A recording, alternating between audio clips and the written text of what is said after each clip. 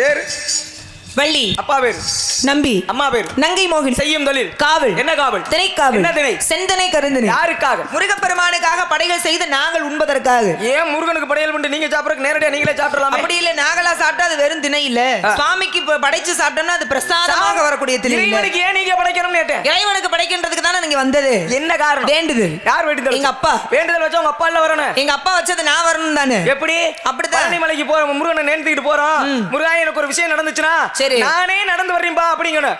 அதுதான் வேண்டுதல். முதல்ல என்ன தெரியுமா? எனக்கு ஒரு விஷயம் நடந்துச்சுன்னா நான் இன்னொருத்தர் அனுப்பிடுறேங்கிறது. இன்னொருத்தர் இல்ல, எதுக்காக வேண்டறோம் இருக்குல. பரவாயில்ல, ரொம்ப புத்திசாலித்தனமா பேசுறோம்ன்ற எண்ணத்துல பேசுறீங்க. நீங்க சொல்லுங்க.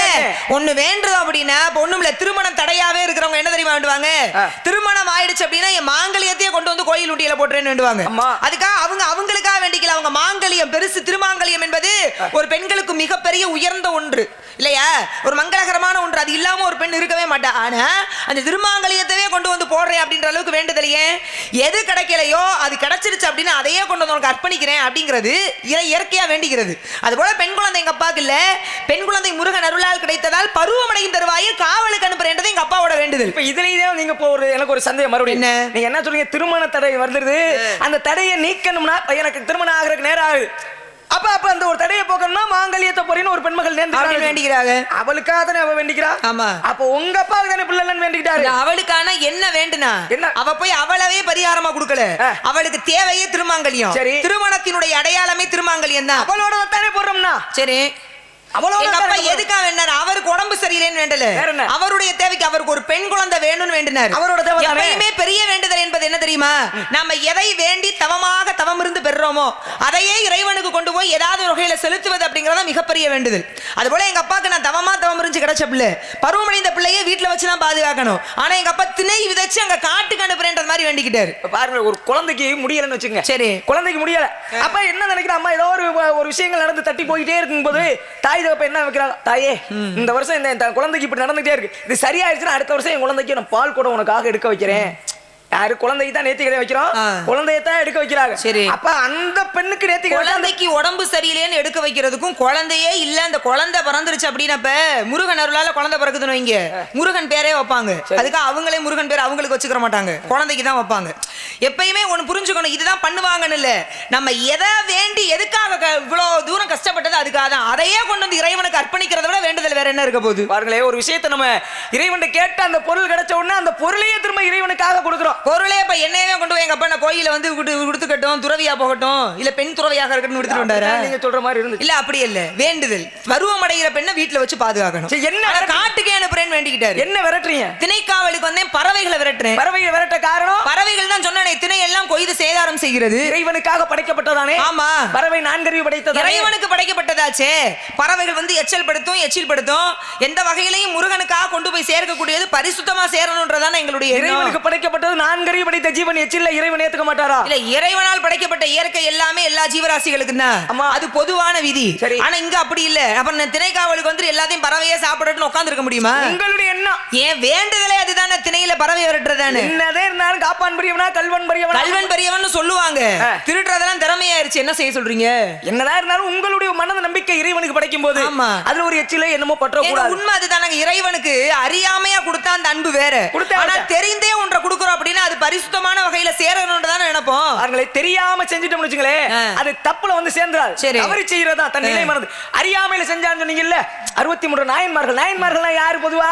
நாயன்மார்கள்னா சிவனை வணங்கிய சிவ பக்தர்கள், சிவன் அடியார்கள். மனிதனாக பிறந்து சிவனை மட்டுமே வணங்கி சிவனுக்காக தன்னுடைய வாழ்நாள் முழுவதும் அர்ப்பணித்தவர். வாழ்க்கையில ஏதாவது மிகப்பெரிய கொள்கையை கடைபிடித்து அந்த கொள்கைக்காக தன் உயிரையும் விட தயாராக இருந்தவர்கள் தான் நாயன்மார்கள். கடைசியில இறைவனிடத்திலே போய் ஐக்கியமானவர்கள். பாருங்களே, 63 நாயன்மார்கள். திண்ணன் ஒருத்தர் வேடுவன், காட்டுக்குள்ள அவருடைய குலத்தொழிலே வேடுதல், வேட்டையாடுறதா. அப்ப காட்டுக்குள்ள போறாரு. காட்டுக்குள்ள போகும்போது ஒரு சிவலிங்கம், ஒரு கோவில், பாலடைஞ்ச கோவில சுத்தம் பண்றாரு. சிவலிங்கத்தை கழுவணும். அப்ப பக்கத்துல ஒரு நதி ஓடுது. அந்த நதியில போய் கையில தண்ணி அழுறாரு, கையில தண்ணி நிக்கல.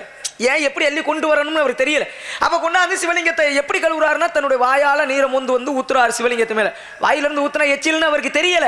ஆனா அவருடைய தேவை நீரை கொண்டு சிவலிங்கத்தை தூய்மைப்படுத்தணும், அவ்வளவுதான். எச்சிலும் தெரியல, ஆனா அறியாமையில எப்படியோ அந்த லிங்கத்தை கழுவணும் அப்படிங்கிறது. காட்டுக்குள்ள வேட்டைக்கு போறாரு, பன்றி அடிக்கிறாரு, அடிச்சு கொண்டு வந்து கறிகளை சமைக்கிறாரு. சமைச்சுட்டு எந்த கறி சுவை மிகுந்ததாக இருக்கிறது தான் உண்டு பார்த்து ஈசனுக்கு படைச்சாரா. சாமிக்கு படைக்கிறத எச்சில் பண்ணி படைக்க கூடாதுன்னு அவனுக்கு தெரிஞ்சா இல்ல.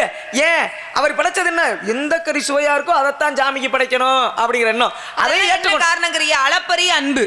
சபரின்னு ஒரு பெண்ணு, இந்த சபரி மூதாட்டி வேடுவர் குலத்திலே பிறந்து காலையில விடியற் காலையில திருமணம் நிச்சயிக்கப்படுகிறது.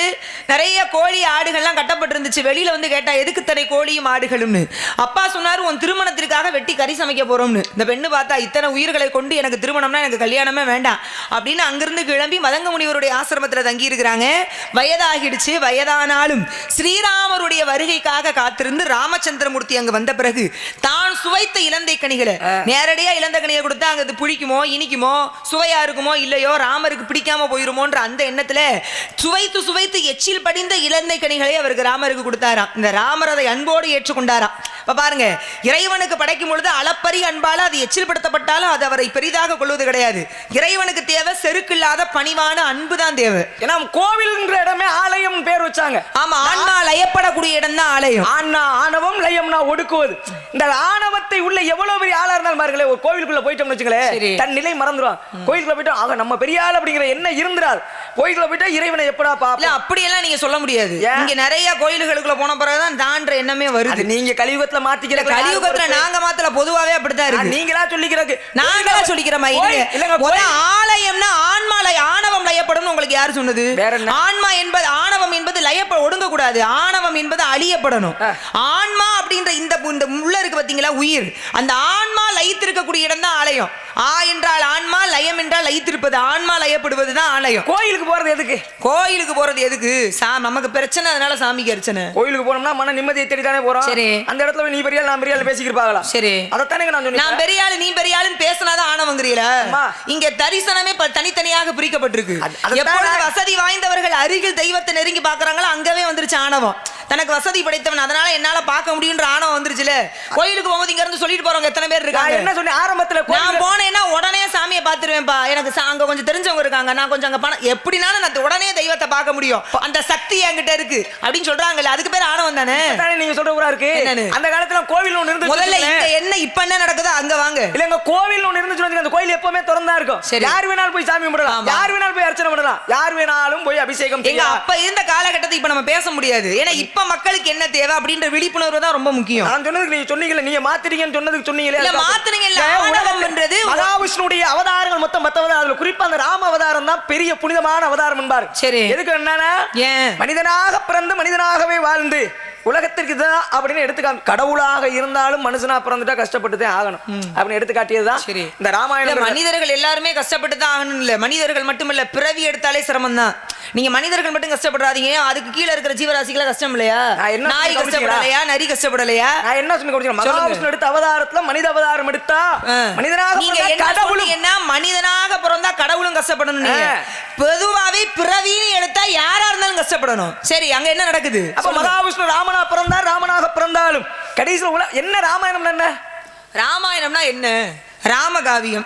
ராமருடைய பிறப்பையும் ராமருடைய ஒழுக்கத்தையும் ராமர் அங்கங்கு காட்டிய அன்பையும் ராவணனை அழிக்க வேண்டும் என்ற எண்ணத்தையும் நடுநிறுத்தியதான் ராமாயணம். குறிப்பா அந்த ராமாயணம் உலகத்திற்கு எதை எடுத்து சொல்ல விரும்புச்சு? ராமாயணம் அன்பு நூல்.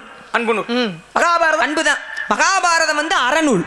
இதுக்கு என்ன வித்தியாசம்? இதுக்கு என்ன வித்தியாசம் அப்படின்னா பல வித்தியாசப்படுத்தலாம். ஒன்று சொல்லணும் அப்படின்னா, ஒரு அண்ணன் தம்பி இப்படித்தான் வாழணும் அப்படின்றதற்கு எடுத்துக்காட்டாகும், இப்படி வாழக்கூடாது அப்படின்றதற்கு எடுத்துக்காட்டாகும் அமைந்தது ராமாயணம். ராமாயணம்னா அண்ணன் தம்பி இப்படித்தான் இருக்கணும். ஆமா, என்ன காரணம்? ஒற்றுமையாக இருந்தாங்க. ராமர் என்ன சொன்னாலும் சிறை மேற்கொண்டு செய்வதிலும் ஒற்றுமை தேவையில்லையா? பரதன் ஒரு விஷயம் சொன்னார்னா, ராமர் அன்னை எது செஞ்சா சொன்னாலும் சரியா தான் இருக்கும்.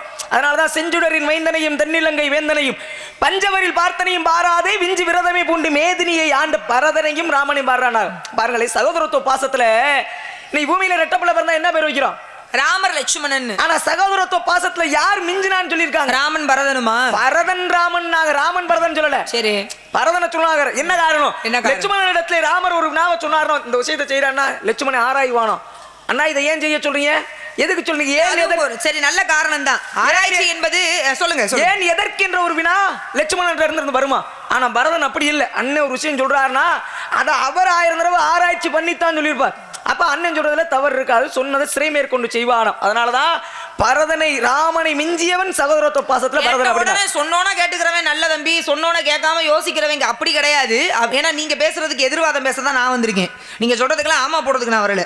ராமருடைய பரதன் வந்து அண்ணன் எது செஞ்சாலும் சரியா இருக்குன்னு யோசிச்சுக்கிறேன் எடுத்துக்கிறான்னா அது ஒரு வகையான அன்புனா, லட்சுமணனை எடுத்துக்கிறதுங்கிறது அண்ணன் ஒரு காரியத்தை செய்ய சொல்றாரு, அந்த காரியம் நல்லதா தீமையா, அது அண்ணனுக்கு எந்த வகையில் இடர் வராம இருக்கணும் என்ற மாதிரி கூட யோசிச்சிருக்கலாம். இங்க என்ன தெரியுமா சொன்னேன்? சொல்லுங்க. அண்ணன் ஒரு விஷயத்தை சொல்றாருன்னா அவர் ஏற்கனவே யோசிச்சுதானே இந்த விஷயத்தை நம்மள்ட்ட சொல்லுவாரு. எல்லா நேரமும் ராமர் யோசிக்கிறது சரியா இருக்காது. ராமர் யோசிக்கிறது சரியாக இருந்திருந்தா போனது பொய்மான் என்பது ராமனுக்கு தெரிஞ்சிருக்கும். பின்தொடர்ந்து போயிருக்கவே மாட்டாரு. ஏன்னா அவர் பிறந்தது மனிதனாக. ஒரு மனிதன் எல்லா சூழலையும் சரியான முறையில் யோசிக்க முடியாதுன்றதுக்கு அது எடுத்துக்காட்டு இல்லையா? அப்படி பார்க்க போனா லட்சுமணன் 14 ஆண்டுகள் தன் மனைவியை விட்டு தன்னுடைய தூக்கத்தை இழந்து உணவு உண்ணாமல் 14 ஆண்டுகள் ராமர் கூடவே பயணிச்சான். அப்படி பார்க்க போனா அவனுடைய அன்பும் நட்புமே உயர்ந்ததுதான். பாருங்களே, ராமாயணம்ங்கிற ஒரு காவியமே மகாவிஷ்ணு இப்படித்தான் நான் வாழப் போகிறேன் என்று முன்கூட்டியே தீர்மானித்து எடுத்த ஒரு அவதாரம் தான் ராம அவதாரம். இப்பெல்லாம் கஷ்டப்படணும், மனைவி இலக்கணும், காட்டுக்குள்ள போகணும், இவ்வளவு இன்னர்கள் வரும் முன்கூட்டியே தேவர் அதாவது முன்கூட்டியே சிவபெருமான், மகாவிஷ்ணு, பிரம்மதேவன் 3 பேர் ராமருடைய அவதாரத்தை பத்தி பேசிக்கிருக்காங்க. அந்த ராம அவதாரத்தை பத்தி பேசிக்கிருக்கும் போதுதான் நாரதர் ஒட்டு கேட்டாரு. கேட்டவொடனே இந்த காவியத்தை இப்படி பேசிக்கிருக்காங்களே, இந்த விஷயத்தை யார்ட்டையாவது சொல்லி இதன் மூலமா உலகத்துக்கு ஒரு நன்மை கலகத்தை ஏற்படுத்தணும்னு இறங்கி வர்றாரு. பூமிக்கு இறங்கி வந்தாரு. ஆலமரத்துக்கு அடியில் ஒரு புற்றுல வாய் வச்சு கதையை பூரா சொல்றார். அப்ப பிரம்மதேவன் காட்சி கொடுக்கிறார். புற்றை தட்டி விட்டு புற்றுக்கு மறுபெயர் வால்மீகம். அப்படின்னா புற்றில் இருந்து நாரதர் கூடிய கதைகளை கேட்டதுனால வான்மீகி என்ற பெயரோடு ராமகாவியத்தை எழுதுவார். வால்மீகின்றதே பேர்ல வன்மீகம்னா புற்று. அப்படி வண்ணன் தான் தொடரணும். ஆனா நிறைய பேர் இங்க மருவி வால்மீகின்னு அழைக்கப்படுறாங்க. அது கதைக்குள்ள வந்த முனிவர் பேர் வால்மீகி. சரி, வால்மீகி தான் பேர். அப்ப என்ன, ராமாயணம் உருவாகும் போதே ராமர் இப்படித்தான் இருக்க போறார், இவ்வளவுதான் நடக்க போகுது அப்படிங்கறது முன்கூட்டியே தெரிஞ்சு கதையை புரிஞ்சுதான் ராம அவதாரம் எடுத்தார். சரி, இந்த ராமாயணத்துல அண்ணன் தம்பி இப்படித்தான் இருக்குன்னு சொன்னான்னு சொல்றீங்கல்ல, ராவணேஸ்வரனோ விபீஷணனும் அப்படித்தானே அண்ணன் தம்பி தானே? அவங்க என்ன தம்பி தானுங்க? அதுவும் ராமகாவியத்துல வருதானே. இவங்க நல்லவங்க, அவங்க அசுர அரக்கங்க, அவ்வளவுதான் வித்தியாசம். ஆனா அவங்க அண்ணன் தம்பி தானே. ஆனா அவங்க இல்ல சகோதரத்துவ பாசம் வெளிப்படலையே. அப்படி பார்க்க போனா மகாபாரதம் எடுத்துக்கோங்க. நீங்க ராமாயணம் அப்படி இல்ல, மகாபாரதத்தை என்ன சொன்னேன்னா அண்ணன் தம்பி இப்படி வாழக்கூடாதுன்றதுக்கு எடுத்துக்காட்டா சொன்னேன் மகாபாரதத்தை. அதுலயுமே இருக்கு. யாரு கதை? தர்மன், பீமன், அர்ஜுனன், நகுலன், சகாதேவன் இந்த 5 பேரும் ஒற்றுமையாக இருந்தாங்க. எந்த வகையிலும் தர்மர் தன்னுடைய தம்பிகளை விட்டு கொடுக்காம இருந்தாரு. எல்லா வகையிலும் அங்கேயும் 5 பேர் ஒற்றுமையா தான் இருந்திருக்காங்க. ஆக மொத்தம் ஒற்றுமை அப்படிங்கிறது அவங்களுக்குள்ள இருந்துச்சு. ஆனா கௌரவர்களோடு வரும்பொழுது வரல. ஒரு கதையில நன்மை இருக்கும், தீமை இருக்கும். அந்த நன்மை எது அதிகமாக பேசப்படுகிறதோ அதை தான் நம்ம எடுத்து பேச முடியும். இது வந்து அண்ணன் தம்பினா இப்படித்தான் இருக்கணும். அவங்க அண்ணன் தம்பிகளை சரியா தானே இருந்தாங்க. அதே மாதிரி கௌரவர்கள் அவங்க அண்ணன் தம்பிகளை சரியா தானே இருந்தாங்க. 5 வயசுல அண்ணன் தம்பி, 10 வயசுல பங்காளி. அது மகாபாரத கதையினுடைய கூற்று. இப்ப ராமாயணத்துல ராவணேஸ்வரனுடைய என்ன சொல்ல வரீங்கன்னா, ராவணன் பண்ணது தீமை. ராவணன் போன வழி இருக்குல்ல, அது அநீதியான வழி. அதை எதிர்த்து குரல் கொடுத்தான் விபீஷணன். இதை நீங்க சகோதரத்துவம் எடுத்துக்கிறாம வேற மாதிரி எடுத்துக்கலாம். எப்படி தெரியுமா?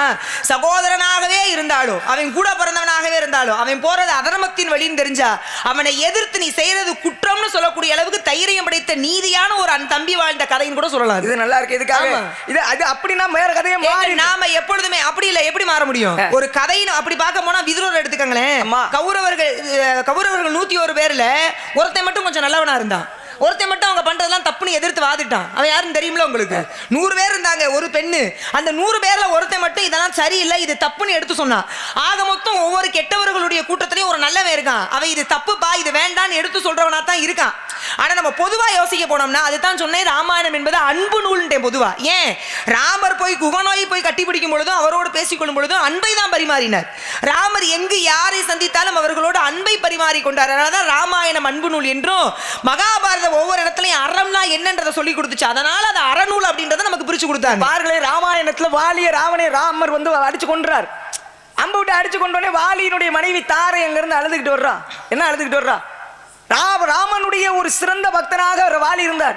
நீ ஒருவேளை சீதையை ராவணேஸ்வரன் தூக்கிட்டு போயிட்டா, சீதையை மீட்டு வருவதற்காக சுக்ரீவனுடைய உதவியை நாடுன நீங்க வாலியினுடைய உதவியை நாடி இருந்தால், அன்று வாலியை தன்னுடைய மகன் அங்கதனுக்கு விளையாட்டு பொம்மையாக கட்டி கொண்டாந்து போட்டவன் தான் வாலி. ராவணேஸ்வரனை கொண்டாந்து கட்டி கொண்டாந்து போட்டிருந்தேன். ஒருவேளை நீ அவனுடைய உதவியை நாடி இருக்கலாம். வாலி சுக்ரீவனுடைய பேச்சை நம்பி என்னுடைய கணவனை இழக்க வச்சிட்டீங்களே. அன்பு நூல் சொல்றீங்கல்ல, ஒருத்தர் இவருக்காக யாரு வாலி சுக்ரீவனுக்காக வாலிங்கிற ஒருத்தனை கொன்னானே ராமர், அது இவர் மேல வச்சிருந்த அன்புக்காகவா அவர் செஞ்ச தப்புக்காகவா? இல்ல அப்படிலாம் கிடையாது. அன்பு அப்படிங்கறது எல்லார் இடத்துல எல்லார் மேலயும் காட்ட முடியாது. சீதையை தூக்கிட்டு போயிட்ட ராவணன் கிட்ட போய் ராமே அன்பா கட்டி பிடிக்க முடியுமா? அதான் நீங்க அது நடக்குமா? நீங்க சொல்றீங்க. நீங்க ஏன் கெட்டவங்களே யோசிக்கிறீங்க? தீயவர்களோட அன்பு வைத்துக் கொள்ள முடியாது. ராமன் வந்து மனிதனாக பிறந்து எதை அன்புன்றீங்க தெரியுமா? கூகன் யாருன்னே தெரியாது. கூகன் குலத்தால் யாருன்னு தெரியாது. தேனை மினை ராமனுக்கு இதுதான் அன்பு. முன்ன பின்ன தெரியாதவன சகோதர துக்கத்தோடு ஏத்துக்கிறான் பாருங்க, அது அன்பு. அதுக்காக அநீதி இழைக்கப்பட்ட இடத்துல எல்லாம் போய் ராமர் கட்டி பிடிச்சிட்டு அதை சரி பண்ண முடியும்னா அப்புறம் ராமர் நல்லவரா தெரிய மாட்டாருல்ல? இல்ல அப்ப அந்த வாலி என்ன ஒரு அநீதி இழைச்சா நீங்க சொல்றீங்க? வாலி என்ன அநீதி இழைச்சாரு? இல்ல சுக்ரீவன் முன்ன கூட்டி போய் சொல்லிட்டான். இப்ப வாலியோட கதையில இவாங்க வாலியோட கதை வாலி சுக்ரீவன் இருக்கட்டும். இப்ப இத பேசுவோம். இப்ப எனக்கு இதுல ஒரு கேள்வி வருது உங்ககிட்ட. வாலி நீங்க இல்ல, வாலி போய் வாலிய வந்து யாரு கொல்றது? ராமர் தான் கொன்னாரு. ராமர் கொல்றாரு. நல்லா யோசிச்சு சொல்லணும். இது ஏற்கனவே நிறைய சர்ச்சையா இருக்கு. வாலிய ராமர் கொண்டாரா இல்ல வாலிய தன்னைத்தானே கொள்றாரா? ராமர் தான் கொண்டாரு. ராமபானம் ஏவப்பட்டதாகவும் ராமபானத்தை எடுத்து அவரே சொல்றாங்க. அந்த மாதிரி ஒரு கதை உண்டு, ஒரு புனை கதை இருக்கு. சரி. ஆனா அந்த கதை உண்மையாச்சுன்னா அடுத்த பிறவியில தொடராது. இப்ப முற்பிறவியில ராமாயணத்துல ராமே, மகாபாரதத்துல கிருஷ்ணனை கொண்டது யாரு? அவர் கடவுளுங்க. என்னங்க ராமர் கடவுள் தான். ராமர் மனிதன அவதாரம் எடுத்தாரு. மனிதனாக அவதாரம் எடுத்தாரு. பிறந்தா பூமியில எல்லாரும் ஒரு நாள் இறந்தாரு. யாரு? மனிதனாக அவதாரம் எடுத்து கடவுளா வாழ்ந்தாரு. ராமர் மனிதனாகவே வாழ்ந்தவர். கண்ணன் ஆங்காங்கே தன்னுடைய விஸ்வரூபத்தை தெய்வம் என்று காட்டிக் கொண்டவர். மத்தபடி கிருஷ்ணனும் மனிதன் தான், இவர் மனிதன் தான். அங்க காட்டிக்கிட்டாரு, இங்க காட்டிக்கல. நான் என்ன கேக்குறேன், கிருஷ்ணன் மனிதனோ தெய்வமோ அந்த பிறவி முடியணும்ல, அந்த அவதாரம் முடியணும்ல. அவதாரம் எப்படி முடிஞ்சுச்சு? ராம அவதாரம் எப்படி முடிஞ்சுச்சு? தன்னுடைய அவதாரத்தை முடிச்சுக்கணுங்கிறக்காக சீதையெல்லாம் விட்டு வந்ததுக்கு அப்புறம் இப்ப ராம அவதாரம் எப்படி முடிஞ்சுச்சு? சரை நதிக்கரையில இறங்கி தன்னுடைய அவதாரத்தை முடிச்சுட்டு ஒவ்வொருத்தரும் மேல போனாங்க. தற்கொலை செய்து கொண்டு தன்னுடைய உயிரை மாய்த்து கொண்டார் யமனோட வேண்டுதலுக்கினங்க. ஏன்னா ராமரை யாரும் கொல்ல முடியாது, நீயே உயிரை கொடுத்துருன்னு வேண்டிக்கிட்டு ராமர் உயிரை கொடுத்துட்டாரு. சரி. ஆனா கண்ணனுடைய அவதாரத்துல கிருஷ்ணனுடைய உயிர் எப்படி பிரிந்தது? அவர் கடவுளும், அவர் எப்படிமா கொல்ல முடியும்? யாருமே கொல்லலையா? அவர் எப்படி கொல்ல முடியும்? கதை படிச்சிருக்கீங்களா இல்ல இல்லையா?